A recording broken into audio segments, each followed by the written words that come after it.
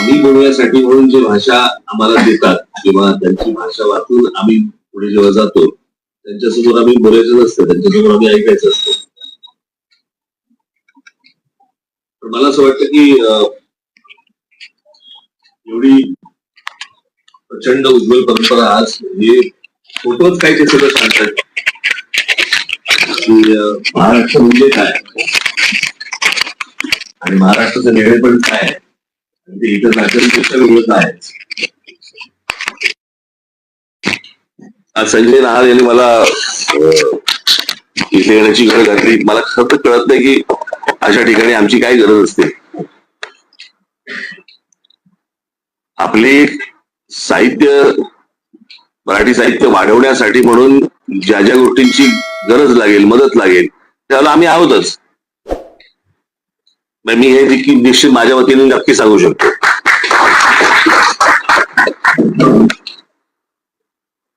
पण अन्यथा आम्हाला काही या साहित्य संमेलन आणि या सगळ्या गोष्टींमध्ये ऐकायला बोलवावं, बोलायला बोलू नये.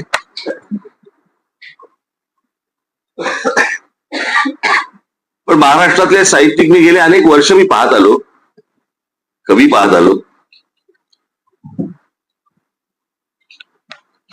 तो मराठी बाणा ज्याला म्हणतो ना आपण, तो मराठी बाणा प्रत्येकाच्या अंगात मनात रुजलेला असायचा आणि योग्य वेळी जे ठणकावून सांगणे राजकारण्यांना, बिघडलेल्या एकूणच सांस्कृतिक आणि बाकीच्या सगळ्या गोष्टींना जे ठणकावून सांगण्याची जी धमक, हिंमत जी काही वर्षांपूर्वी जी होती, मला ती आज मला कुठेतरी कमी दिसते असं निश्चित वाटतंय. आजचा महाराष्ट्राचा झालेला सगळा खेळ, महाराष्ट्राचं झालेलं, मी परवा दिवशीच एक ते महाराष्ट्राची खरं तर सर्कस झाली. कोणी विदूषकी चाळे करतंय, कोणी मंत्रालयात जाळ्यांवरती उड्या मारतंय. खरं तर कित्येक लोक महाराष्ट्रामध्ये राजकारणामध्ये असे आहेत की त्यांना जाळ्यांशिवायच्या इमारतीवरनं उड्या मारायला लावले पाहिजे.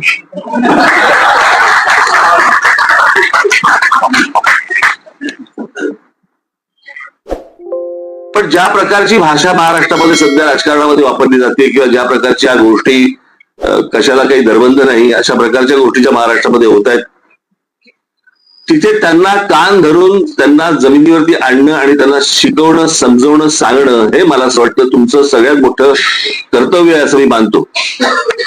तुमच्याकडे ती त्या अधिकारवाणीने तुम्ही बोलू शकता, सांगू शकता.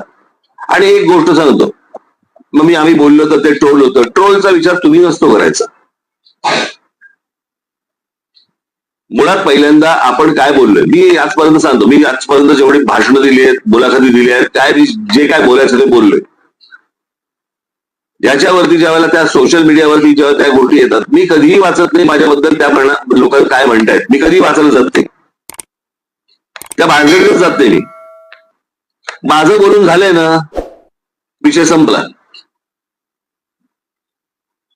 आणि मी काय कुठच्या गोष्टींचं क्लॅरिफिकेशन द्यायला जात नाही. मी फार छान अब्राहम लिंकन यांचं एक वाक्य फार छान वाचलं होतं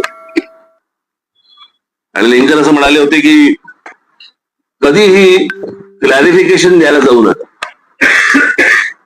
कारण जे लोक तुमच्यावरती प्रेम करतात ते क्लॅरिफिकेशन मागत नाहीत आणि जे तुम्हाला हेट करतात, जे तुम्हाला दुश्वास करतात ते क्लॅरिफिकेशन ऐकत नाहीत. त्याच्यामुळे क्लॅरिफिकेशन द्यायला जाता कशाला.